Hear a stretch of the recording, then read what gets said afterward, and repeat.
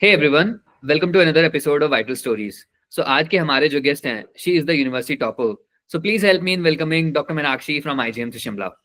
Hi everyone, this is Meenakshi and I'm currently intern at IGMC Shimla. Okay, कैसे हो मीनाक्षी आप? बढ़िया, आप कैसे हैं अंकित? And how's the internship going on? Internship तो बढ़िया जा रही है। इंटर्नशिप तो बहुत अच्छा फेज होता है ना एमबीबीएस लाइफ का। मतलब कुछ पोस्टिंग थोड़ी हेक्टिक होती है तो थोड़ा उसमें चिल नहीं कर सकते, थोड़ा हेक्टिक हो जाता है, बट कुछ में चिल कर सकते हो। अपना पैसा आ रहा होता है तो मजे आ रहे होते हैं। Okay, but still I miss my college days, क्योंकि इंटर्नशिप में ऐसा है ना कि आप अगर नहीं उठे तो भी आपको जाना ही है, रेजिडेंट्स के कॉल आते रहेंगे। कॉलेज में ऐसा नहीं है, सोए रह गए तो क्लास मिस होगी, कोई नहीं पूछ रहा, 75% होनी चाहिए बस। But okay. इंटर्नशिप में ऐसा नहीं है। So डॉक्टर मीनाक्षी देखो आज की जो हमारी कॉन्वर्सेशन है, right, it's all about third year and the final year students, right. अभी आप जैसे रिसेंटली गाइडलाइंस भी देखोगे, स्पेसिफिकली जो 2022 बैच और 2021 बैच है, राइट। 2022 बैच का जो एकेडमिक करिकुलर है, that has been totally different from you guys, right. So जो आज की कॉन्वर्सेशन भी रहेगी ना, that will be all about कि if you would have been in their shoe what would have been your approach? मैं बात करूँ तो ये बहुत गलत डिसीजन था कि 2 ही सब्जेक्ट्स को थर्ड ईयर में रखना और बाकी सारा फाइनल ईयर में डालना, क्योंकि फाइनल ईयर ऑलरेडी बहुत वास्ट होता है, वो वैसे ही पूरा नहीं होता और 2 सब्जेक्ट्स और ऐड करना तो बहुत टफ रहता है। तो अगर मैं उनकी जगह होती तो मैं यही प्लान लेके आ रही हूँ, मतलब जो सोचा है मैंने, मैं बताऊंगी भी। तो मैं ये सोचू कि इससे शायद इफेक्टिव हो सबके लिए, मतलब तो जैसे सिर्फ पढ़ना इंपॉर्टेंट नहीं होता, घूमना फिरना सारी रिक्रिएशनल एक्टिविटीज इंपॉर्टेंट होती है ना। तो मैंने ये सोचा था कि अगर थर्ड ईयर 12 मंथ्स का होता तो 6 मंथ्स में एग्जाम्स और घूमना फिरने में निकाल दो, है ना। तो बच्चे 6 मंथ्स है आपके पास। तो 6 मंथ्स में आई सजेस्ट कि 3 weeks for I, 3 weeks for ENT, 3 weeks for forensic और 1 मंथ फॉर पीएसएम, क्योंकि पीएसएम थोड़ा बड़ा सब्जेक्ट होता है, ठीक है। तो this combines to be 3 to 3.5 weeks, 3 to 3.5 month, ठीक है। Still you have 2 to 2.5 months, है ना। तो एक बार अगर आपने सारा पढ़ लिया है तो फिर आपको उसको रिवाइज करने में कम टाइम लगेगा, तो नेक्स्ट आप 2 मंथ्स में आप रिवाइज कर सकते हो, फिर बचेगा आपके पास 1 मंथ। तो मैंने ये गलती की थी कि मैंने अपने प्री फाइनल ईयर में फाइनल ईयर का कोई सब्जेक्ट नहीं पढ़ा था, बट ये मेरे को ड्रॉबैक लगता है खुद का। तो मैं चाहती हूँ कि बाकी जब जैसे कंपटीशन इतना बढ़ रहा है, आगे जितना भी है, तो उस हिसाब से जो लास्ट का 1 मंथ है उसमें आप फाइनल ईयर के 2 सब्जेक्ट्स कवर कर सकते हो बहुत इजीली। तो 15 days for paediatrics and 15 days for obs.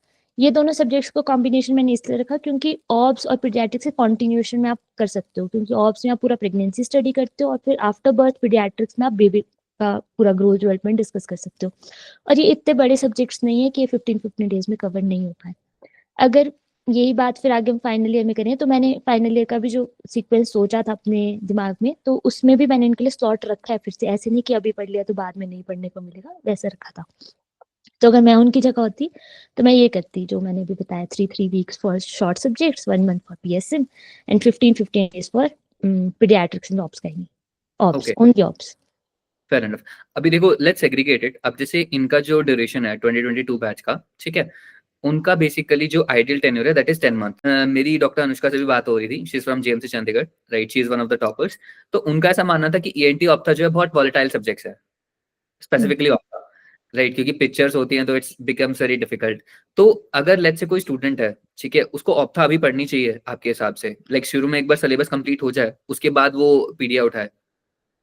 मेरे हिसाब से थर्ड ईयर में ही ऑप्था करनी चाहिए, मतलब माना ऑप्था ईएनटी वॉलेटाइल सब्जेक्ट्स है, लेकिन अगर आप 3 वीक्स का जैसे मैंने दिया ना, 3 वीक्स बहुत ज्यादा है एक ऑप्था को कवर करने के। मतलब मुझे पर्सनली ऐसा लगता है ना कि हम जैसे जैसे आगे स्टेज में पढ़ते हैं ना, जैसे फर्स्ट ईयर से फाइनल ईयर, फर्स्ट ईयर में हमें सब पढ़ना होता है, बट जैसे जैसे हम second year third year final year में, हमें ये नहीं पता कि हमें क्या पढ़ना है। हमारे लिए ज्यादा इंपॉर्टेंट है हमें क्या नहीं पढ़ना है, जैसे जैसे हम आगे बढ़ते हैं। क्योंकि जरूरी नहीं हमें सब पढ़ना है, हमें कुछ सब्जेक्ट्स पढ़ने हैं जो बहुत अच्छे से पढ़ने हैं, कुछ टॉपिक्स है उस सब्जेक्ट के जो बहुत अच्छे से पढ़ने हैं।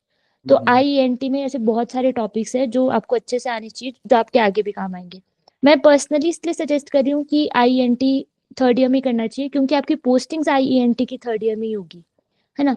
तो अगर आपकी थर्ड ईयर में क्लिनिकल पोस्टिंग्स हो रही है, आप वो पेशेंट वहां लाइव देख रहे हो, तो अगर आपने वहां देखा और आप शाम को आके वही टॉपिक पढ़ लोगे, कैटरैक्ट आपने क्लिनिक्स में देखा, कैटरैक्ट शाम को आके पढ़ लिया, तो वो आपकी एक कोर मेमोरी में चला जाएगा, याद करना ज्यादा आसान होगा। तो मेरे हिसाब से कि थर्ड ईयर में INT कर लेना चाहिए। फाइनल ईयर में भी आपको टाइम मिल जाएगा थोड़ा थोड़ा इनको रिवाइज करने का, इतना ज्यादा डिफिकल्ट नहीं होगा, क्योंकि आपने केसेस देख रखे होंगे तो थोड़ा आसान हो जाएगा, देखी हुई चीज ज्यादा याद रहती है। तो पेशेंट ही देख लोगे, ENT में CSOM के पेशेंट बहुत मिलते हैं, तो वो पढ़ना आसान होता है, पेपर में डेफिनेटली क्वेश्चन आता है। तो मेरे हिसाब से कि साथ में कर लेना चाहिए थर्ड ईयर में। ये मानना ही नहीं चाहिए कि थर्ड ईयर 2 सब्जेक्ट्स का है, यही मान के चलो थर्ड ईयर 4 सब्जेक्ट्स का ही है। Okay. And moving on to, जैसे आप पेडियाट्रिक्स बता रहे हो, राइट, बट कहीं ना कहीं देखो स्टूडेंट्स की अप्रोच भी होती है कि उनको मेडिसिन और सर्जरी करना है। जैसे आप बता रहे हो कि pediatrics and obs and gyne, right. Hmm. अगर मैं पूरा सब्जेक्ट कर लेना चाहिए इसको, या लेट्स से इसके पर्टिकुलरली कुछ टॉपिक्स करने चाहिए? नहीं, जैसे पीडियाट्रिक्स एक शॉर्ट सब्जेक्ट है, और इस जो टॉपिक्स हैं वो आपके मेडिसिन के भी थोड़े ओवरलैपिंग टॉपिक्स होते हैं। तो अगर आप पीडियाट्रिक्स कर रहे हो तो इसका मतलब है आप एक शॉर्टर वर्जन में मेडिसिन कर रहे हो, ठीक है। तो मेडिसिन आप फाइनल ईयर के लिए रखो, सर्जरी आप फाइनल ईयर के रखो, क्योंकि मेडिसिन और सर्जरी ऐसे सब्जेक्ट है ना जो आपने फर्स्ट सेकंड थर्ड ईयर में पढ़ा है, वही सारा कंबाइन होकर आपका लास्ट में आ गया। मेडिसिन में आपको कोई भी क्वेश्चन अटेम्प्ट करना है, पहले फिजियोलॉजी लिखनी है, फिर पैथोफिजियोलॉजी लिखनी है, फर्स्ट सेकंड में माइक्रोबायोलॉजी का पार्ट लिखना है, फार्माकोलॉजी लिखना है, तो वो सारा आपका पुराना बेसिक्स क्लियर होंगे तो आप कर लोगे। लेकिन पीडियाट्रिक्स में कुछ चीजें थोड़ी डिफरेंट होती है, और आप प्री फाइनल में थोड़े चिल होते हो, फाइनल ईयर का स्ट्रेस बहुत ज्यादा होता है, उस टाइम पे कुछ नया शुरू करोगे तो फंस सकते हो। तो इसलिए मैंने सोचा था कि ऑब्स और पीडियाट्रिक्स ऐसे सब्जेक्ट्स है कि आपको समझ भी खुद से आ जाएंगे, ज्यादा मतलब ऐसे ढूंढने की जरूरत नहीं है, ज्यादा सोर्सेज की जरूरत नहीं है, खुद से समझ भी आ जाएंगे, और अप्रोच करना भी इजी होगा फिर फाइनल ईयर के लिए। Okay. So adding on to it, अब जैसे आप बता रहे हो कि आप एक्स्ट्रा सब्जेक्ट्स ही कवर अप कर रहे हो, ठीक है। अब अगर मैं आपकी कॉलेज लाइफ की भी बात करूं, ठीक है, जो एक शेड्यूल होता है मेडिको का, कॉलेज अटेंड किया, ठीक है, आई थिंक एक मॉर्निंग क्लास होती है, उसके बाद सेकेंड हाफ में क्लास होता है, बीच बीच में आपका क्लिनिकल पोस्टिंग, राइट। अब क्लिनिकल पोस्टिंग्स में लेट्स से मेडिसिन में लगी है, सर्जरी में लगी है, राइट। उसके बाद 5:30-6 बजे जब स्टूडेंट फ्री हुआ है, उसके बाद आना, उसके बाद नए सब्जेक्ट्स उठाना, क्या वो अप्रोच ज्यादा सही है, या उन्होंने जो मेडिसिन में सीखा है? क्योंकि देखो both of these aspects are totally different, I guess. Overload इतना ज्यादा हो जाएगा कि स्टूडेंट कंफ्यूज हो जाते हैं कि मेडिसिन का पढ़ें जो क्लिनिकल पोस्टिंग्स पे सीखा है, या अपना नया स्टार्ट करें, या जो कॉलेज चला रहा है वो करें। नहीं, मेरे मेरे हिसाब से कि जैसे एग्जाम का शेड्यूल हमारे पास थोड़े टाइम पहले का होता है, तो एग्जाम से जो पहले वाले मंथ है उसमें जो एग्जाम से आना है आप उस पर फोकस करो, है ना। लेकिन उसके आसपास का जो टाइम है वो आप अपने हिसाब से पढ़ो। देखो, एक मेडिकल कॉलेज में ना, मतलब चाहे आप कितने भी अच्छे कॉलेज में हो, जरूरी नहीं है कि आपको सब बिठा बिठा के पढ़ाएंगे, आपको खुद पढ़ना होता है, ठीक है। तो आपको खुद पे ट्रस्ट रखना है ना, अपना अपना एक शेड्यूल बनाओ, उस पे फोकस करो। जो आप कह रहे कि क्लिनिकल पोस्टिंग, मान लो मेडिसिन पे लगा के आया है, उसने मेडिसिन में कुछ पढ़ा, फिर अब वो शाम को आके वो मेडिसिन में नहीं देख रहा, बुक में नहीं पढ़ रहा, तो फिर कोई फायदा नहीं उस चीज का। तो मैं उसके लिए सजेस्ट करूंगी कि क्लिनिकल पोस्टिंग्स को अलग रखो और थ्योरी बुक्स को अलग रखो। क्लिनिकल पोस्टिंग्स में आपको जो आना चाहिए वो पेशेंट एग्जामिनेशन आनी चाहिए, हिस्ट्री टेकिंग आनी चाहिए। तो जो आप क्लिनिक्स में जा रहे हो ना, उसमें ये चीजें आपकी बहुत फाइन होनी चाहिए। क्लिनिक्स में जा रहे हो तो अपनी क्लिनिकल बुक्स लेके जाओ, मैक्लियोड लेके जाओ, एस्टास लेके जाओ, ऐसी बुक्स लेके जाओ, वो वहीं पे पढ़ने की कोशिश करो। जो चीजें नहीं समझ आ रही वो रूम पे आके क्लिनिकल बुक्स पढ़ो। बट थ्योरेटिकल बुक्स मैं सजेस्ट करूंगी कि फाइनल ईयर में पढ़ो, सर्जरी और मेडिसिन की। बट ऑब्स गाइनी और पीडियाट्रिक्स आप अभी भी कर सकते हो, मतलब थर्ड ईयर में भी कर सकते हो। तो क्लिनिकल वाला आप सिर्फ क्लिनिकल बुक्स पे रखो अभी उसको, मतलब क्योंकि क्लिनिकल ज्यादा इंपॉर्टेंट होते हैं। बच्चे उतने यूनिवर्सिटी एग्जाम में थ्योरी में फेल नहीं होते जितने प्रैक्टिकल में फेल होते हैं, क्योंकि हम सिर्फ थ्योरेटिकल पढ़ने में इतना ध्यान दे देते हैं कि हम क्लिनिकल बुक्स को छोड़ देते हैं।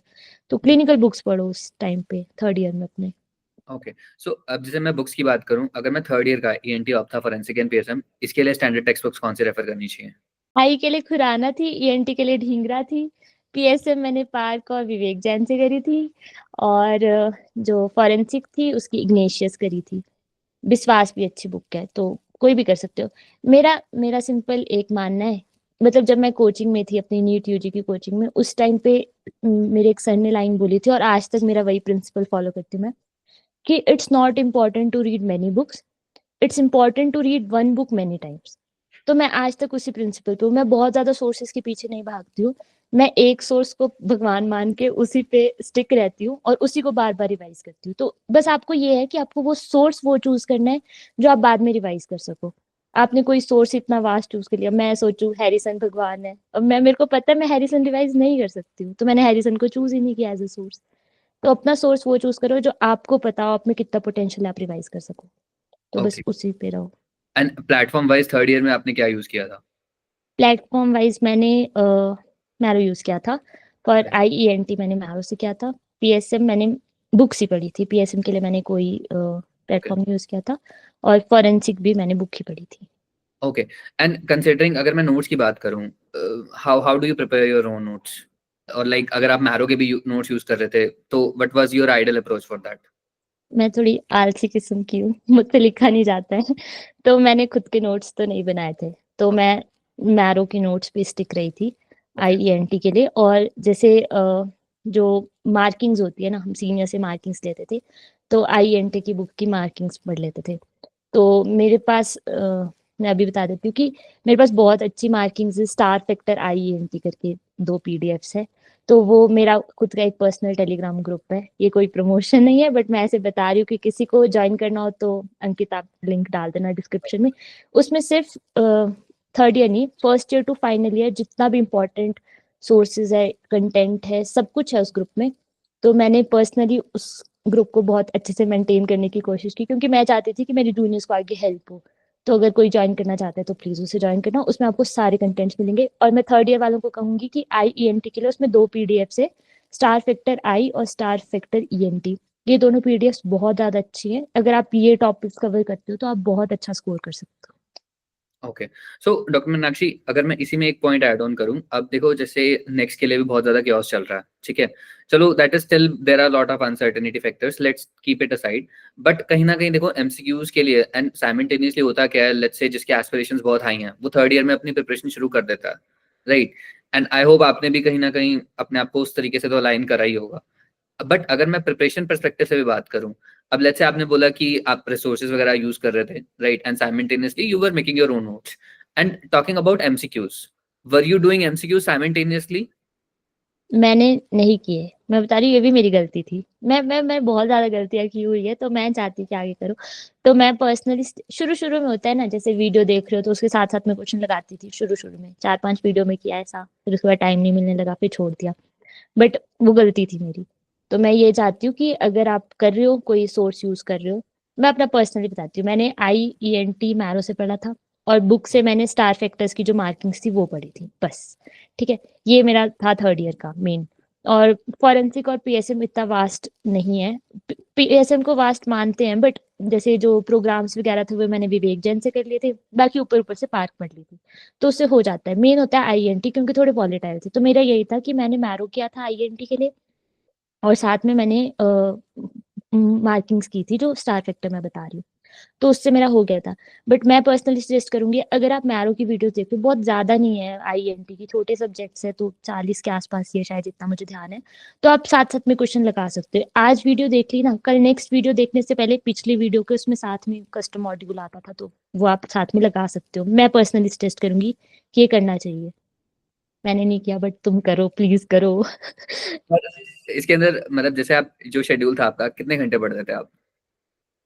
मेरा ये रहता था ना कि मैं, जरूरी नहीं है कि आज मैं 6 घंटे पढ़ रही हूँ तो कल ऐसा होगा कि मैं 1 ही घंटा पढूं, ये भी हो सकता है। मतलब मेरा बहुत सिंपल, मैं सबको बताऊं ना, मैं अपनी बिल्कुल सबसे स्ट्रेटेजी बता रही हूँ, सब कुछ बता रही हूँ। देखो, मैं बनाती थी एक शेड्यूल।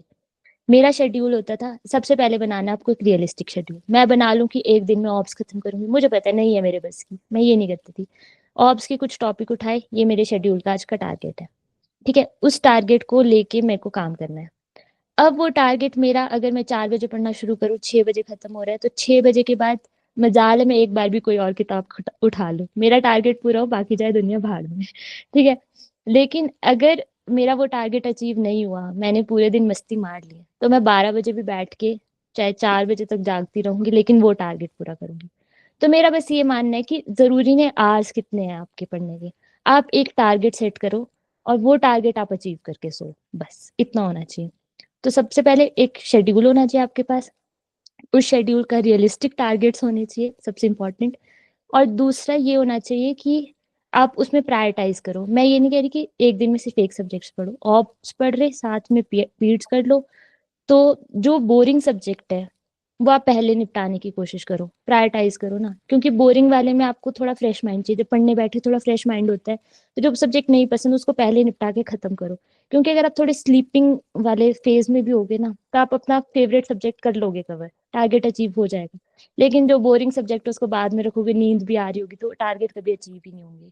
तो छोटे छोटे टारगेट्स बनाओ और फिर उन टारगेट्स को अचीव करने के लिए प्रायोरिटाइज करो, जो सब्जेक्ट बोरिंग लगता है वो पहले करो, जो नहीं लगता वो बाद में करो।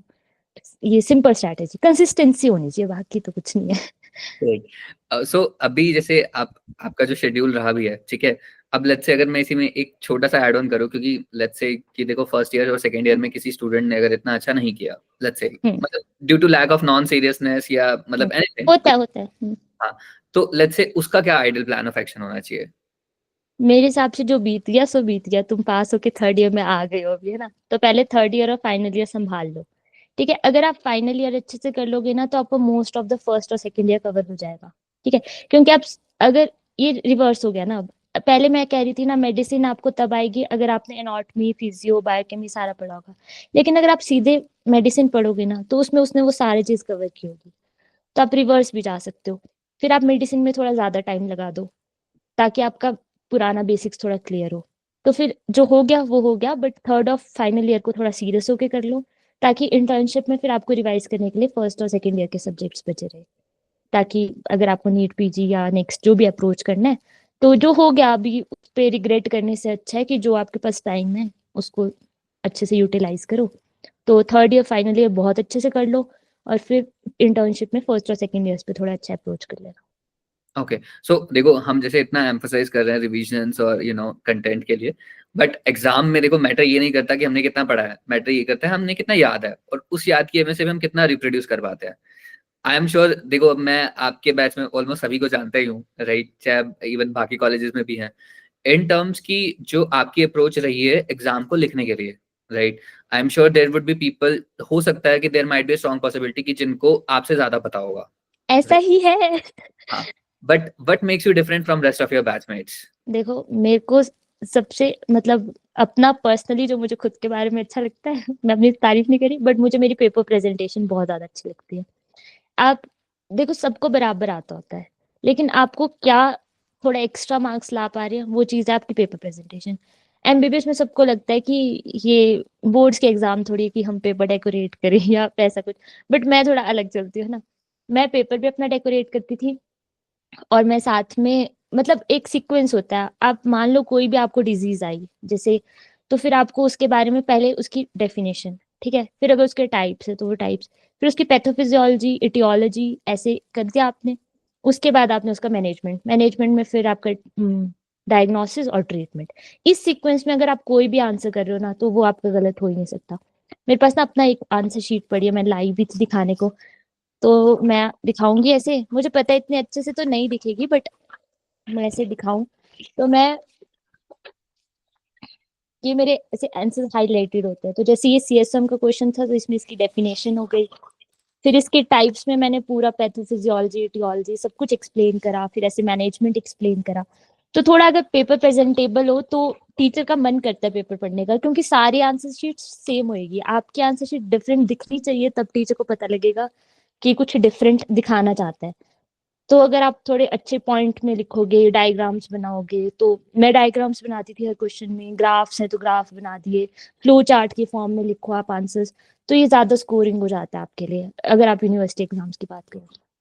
Okay, and in terms of जो ये फ्लो चार्ट्स और ये रेलेवेंस है, मतलब इनकी एग्जाम में क्या रेलेवेंस रहती है, मतलब इन टर्म्स अगर डायग्राम्स और इन सब का देखा जाए तो? टीचर के लिए आसान हो जाता है ना पढ़ना, अब टीचर को पूरा थ्योरी जो लिखा है आपने वो पढ़ना नहीं पड़ेगा, वो फ्लो चार्ट में देखेगा कि बच्चे का कंसेप्ट क्लियर है, तो वो बाकी चीजें नहीं पड़ेगा और सीधे आपको स्कोरिंग आसान हो जाती है, उनके लिए भी आसान हो जाती है और पेपर भी प्रेजेंटेबल लगता है, तो अच्छा रहता है। ओके, तो अब जैसे क्योंकि देखो एक मिथ है ये, मैं मिथ नहीं कहूंगा, क्योंकि इफ मेरे साथ जो मतलब considering about my college experience ये रहा है, क्योंकि देखो यूनिवर्सिटी वाले हमसे एक्सपेक्ट करते हैं कि पेपर में रामायण महाभारत लिखो, हाँ राइट, हाँ। समवट अराउंड को वो रहता है कि अगर 5 नंबर का आया तो 5 सीटें तो कम से कम भरनी है, हम्म राइट, ये बेसिस पे रहेगा। तो आप वो कंटेंट कहाँ से लाते थे, लाइक अगर आप जैसे आप बता रहे हो ईएनटी ऑप्था के लिए आपने मैरो किया है, हम्म राइट, और हम्म आपने साथ में नोट्स, रेलेवेंस उसके नोट्स रखे हैं, तो मैरो आपको सिर्फ और सिर्फ प्रॉफ एग्जाम्स के लिए कंटेंट दे देता था इतना? नहीं, ओके। वो खुद सोचना होता है ना। मतलब ये था कि मैंने फर्स्ट सेकंड ईयर थोड़ा ढंग से पढ़ा था, क्योंकि तब मैं सीरियस थी, है ना। तो मैंने ऐसा, जैसे मैं एग्जांपल देके समझाती हूँ ना। मान लो कि सिरहोसिस पे क्वेश्चन आया है, ठीक है। तो वो एक लीवर की डिजीज है, एंड स्टेज लीवर डिजीज है।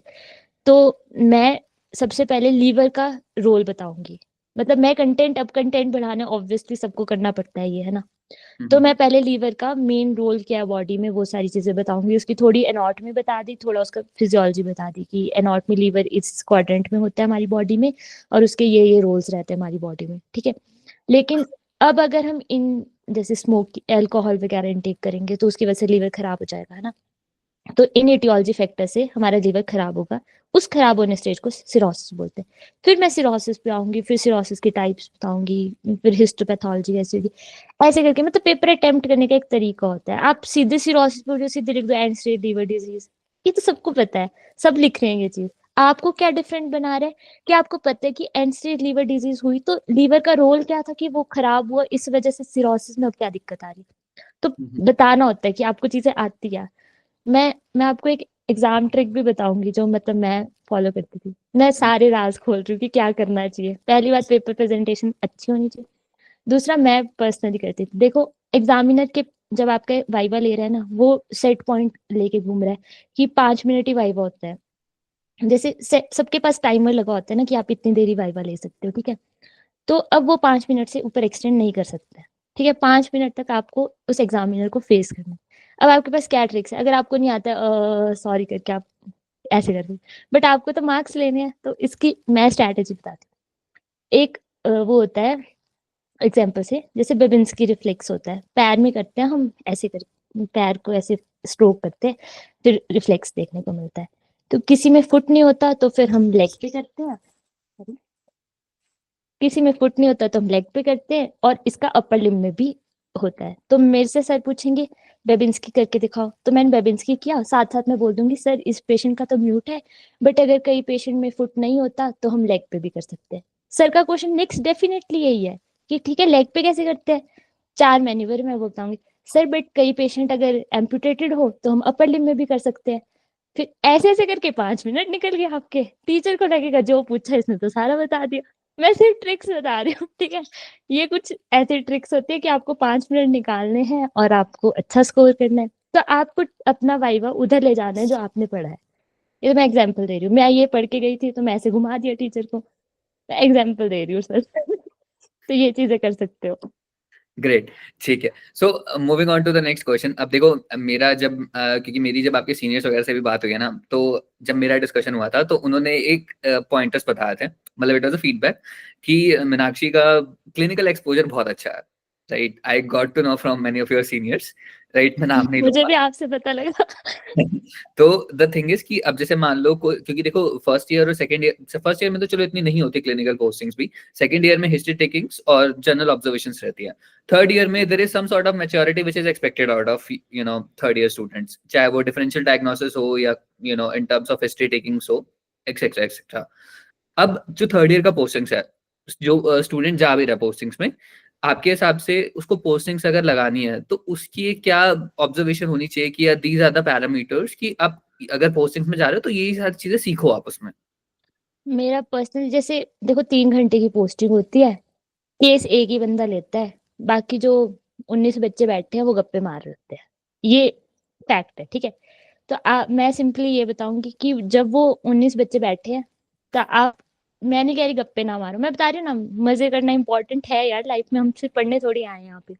तो 3 घंटे में 1 घंटा डिस्कशन होगा टीचर के साथ, 1 घंटा आप गप्पे मार लो। जो 1 घंटा है उसमें जाके देख लो केस किस चीज का है, और वो चीजें आप उस टाइम पे साइड में बैठ के वो क्लिनिकल बुक से पढ़ लो, ताकि आपको रूम पे जाके बर्डन ना हो। अब टाइम तो निकालना ही है, 3 घंटे उधर वेस्ट करने ही है। तो फिर ऐसे करो कि 1 घंटा आप साइड में बैठ के केस जाके देख लो, वो अपना पढ़ लो साइड में, 1 घंटा गप्पे मार लो। 1 घंटा जब टीचर डिस्कस करेगा तो आपने पहले पढ़ा होगा तो आपको समझने में आसानी होगी। फिर नेक्स्ट डे अगर सेम केस आ रहा है, रिलेटेड सा केस आ रहा है, तो आपके लिए थोड़ा आसान हो जाएगा। तो मैं ये करती थी जाके कि जाके देखा केस क्या है। मान लो कोई एसाइटिस का केस है, तो मैंने देख लिया एग्जामिनेशन में क्या क्या करना होता है। ये देख लिया, पेशेंट में करते हुए देख लिया, उसके बाद मैं जाके गप्पे मारने लग गई। फिर टीचर आए, टीचर ने 2-4 पॉइंट्स एक्स्ट्रा बताए, तो वो सारे डिस्कस कर लिए। तो उससे अपना थोड़ा अच्छा बिल्ड हो जाता है। Great. So moving on to the final year now, hmm, अब लेट्स से जो 21 बैच के स्टूडेंट्स हैं, ठीक है, हुँ। इनका जो ड्यूरेशन है, इनका ड्यूरेशन भी समवेट अराउंड ईएनटी ऑप्टा शिफ्ट हो गए थे, ठीक है। अब इनका सबसे बड़ा जो क्योटिक एस्पेक्ट है दैट इज कि फाइनल ईयर में 11 सब्जेक्ट्स हैं और जो ड्यूरेशन है that is still again 10 months, 10 to 11 months. तो बहुत ज़्यादा टफ है, बेचारों के लिए मुझे बहुत बुरा लग रहा है, मेरे junior. And the thing is अभी एक contentious aspect भी है कि things are taken into the consideration कि शायद extend हो जाए वो चीज, क्योंकि होनी practically, चाहिए। हाँ, practically it's not possible to complete the tenure and syllabus of course. तो if you would have been in their shoe, then what would have been your strategy, to complete the syllabus?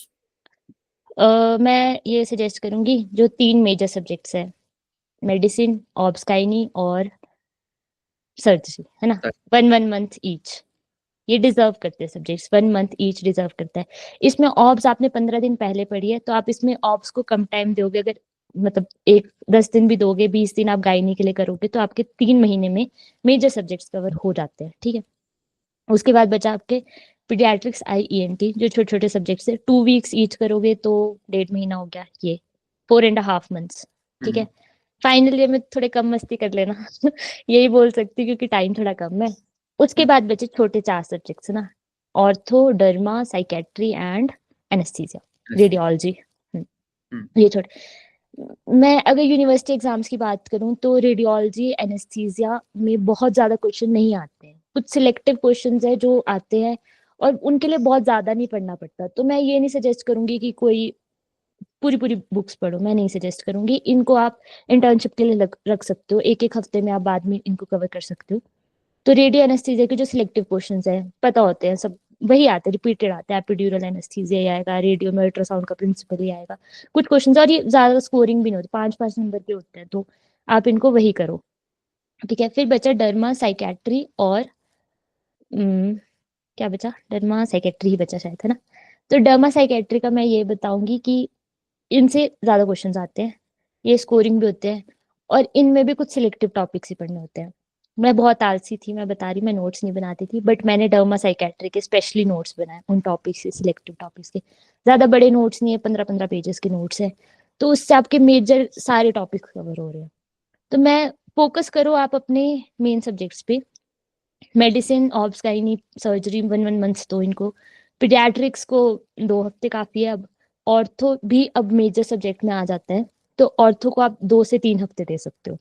तो इसमें आपका 5 months में major complete हो जाएगा। 1-1 हफ्ता आप छोटे सब्जेक्ट्स में लगाओ।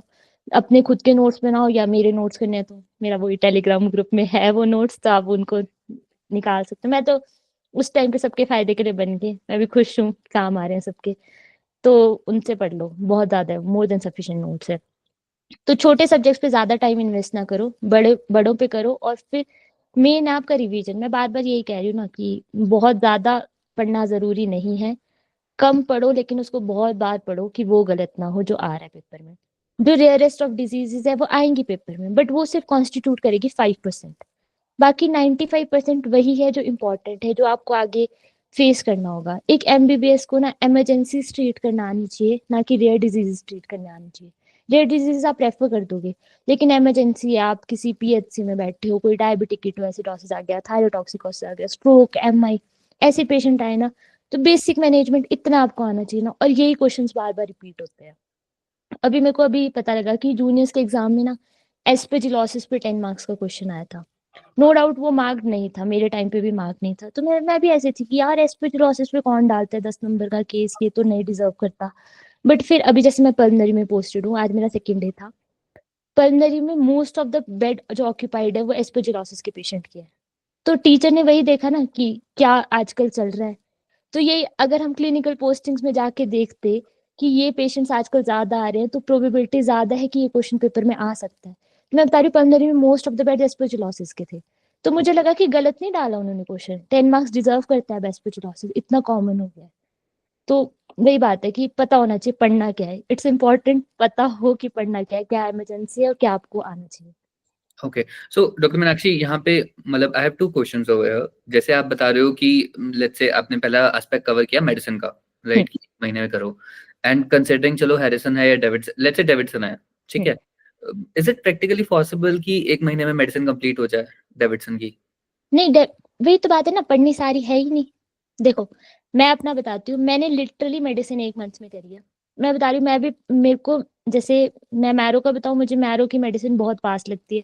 मैं आलसी ठहरी, मैं रिवाइज नहीं कर सकती, मुझे पता है अपना, तो मैं ठीक है, ये तो नहीं कर पाऊंगी मैं, तो मैं क्या करूँ, तो फिर मैं चलेगी प्रेप लैडर पे। वही ना कि मैंने सोच ढूंढा अपना, जो मुझे पता है कि मैं बाद में रिवाइज कर सकती हूँ। प्रेप लैडर की कुछ ही वीडियोस थी, ज्यादा लंबी नहीं थी। मेरा प्रेप लैडर ने मेडिसिन कवर करवा दिया 2 वीक्स में। मैंने अच्छे से पढ़ाई करी, ठीक है, 2 वीक्स में मैंने उसको रिवाइज कर लिया। तो मेडिसिन कवर हो सकती है, मैं बता रही हूँ, अगर आप करना चाहो ना। मैं फाइनली में स्ट्रेस ही इतना होता है कि आपको करना ही पड़ेगा, ये नहीं किया तो कहीं नहीं कर पाओगे फिर। तो ऐसा है, पॉसिबल है। मैं तभी बता रही हूँ फिजिबल टारगेट्स। मैं ऐसे बोल रही हूँ ना कि मैं, सबको लग रहा होगा कि मैं टॉपर हूँ, 1 महीने में इसने कर ली, हमसे थोड़ी होगी। ये ऐसे टारगेट्स नहीं है कि जो पॉसिबल नहीं अचीव करना। मैंने 2 हफ्ते में करी। अगर आप मेरे को टॉपर मान रहे हो कि मैं हो नहीं कुछ, है ना, तो आप 3 हफ्ते कर लो। तीन, मेरी 2 हफ्ते में हुई तो आपके 3 में तो हो ही जाएगी ना। तो वैसे करके मतलब पॉसिबल है 1 महीने में मेडिसिन करना, 1 महीने में सर्जरी करना, और 1 महीने में ऑब्स का नहीं करना। Okay, and surgery and obs कहाँ से करी थी आपने? मैरो। मैरो से? मैरो। मैं अपना बताऊं, अगर मेडिसिन मैंने पूरी प्रेपलैडर से करी थी, और कुछ टॉपिक्स जो ज्यादा इंपॉर्टेंट थे, जो प्रेपलैडर ने कवर नहीं करे थे, सिर्फ वो टॉपिक मैंने डेविडसन से पढ़े थे। वही बात है ना कि सारा नहीं पढ़ना था, मुझे पता था कि मुझे क्या पढ़ना है। वो टॉपिक्स मैंने डेविडसन से पढ़े, और बाकी मैंने प्रेपलैडर से करा। फिर सर्जरी में मैंने सारी सर्जरी मैरो से करी, बट जनरल सर्जरी में कुछ कम था मैरो में, तो जनरल सर्जरी के लिए मैंने SRB रेफर करी थी। उसके मैंने खुद के नोट्स बनाए थे, तो मैंने उससे कर लिया था। ऑब्स का नहीं, कंप्लीटली मैं साक्षी अरोड़ा मैम के नोट्स पे डिपेंडेंट थी, और उन्होंने सब कुछ वो कर लिया, तो आपके पास कुछ बचा ही नहीं है करने को। तो ऑब्स का नहीं, पीडियाट्रिक्स भी मैंने मैरो से करी थी। ओके, तो ये था मेरा। मूविंग ऑन, जैसे यू आर एम्फसाइजिंग ऑन कि ये मैटर नहीं करता कि क्या पढ़ना है, मैटर ये भी करता है कि क्या नहीं पढ़ना, नहीं पढ़ना है। इन terms of filtering out. Hmm. Let's say like, क्योंकि देखो अब लेट्स से किसी के पास गाइडेंस नहीं है कि क्या करना है, चाहे लेट्स से, क्योंकि देखो हर कोई सीनियर्स तो होते हैं ऑफ कोर्स, बट अगर मैं इन डिटेल डिस्कशन भी करूं कि how should one filter out कि क्या नहीं पढ़ना। मुझे लगता है कि आपका ना, ये वाली चीज आपके सीनियर्स ही बता सकते हैं। क्योंकि, या अगर देखो आपको नहीं है आपके किसी के साथ इतनी अच्छी बॉन्डिंग, तो खुद प्रीवियस ईयर क्वेश्चन पेपर्स ढूंढो, उसमें से देखो क्या क्वेश्चंस बार बार रिपीट हो रहे हैं, वो चीजें आपको पढ़नी है।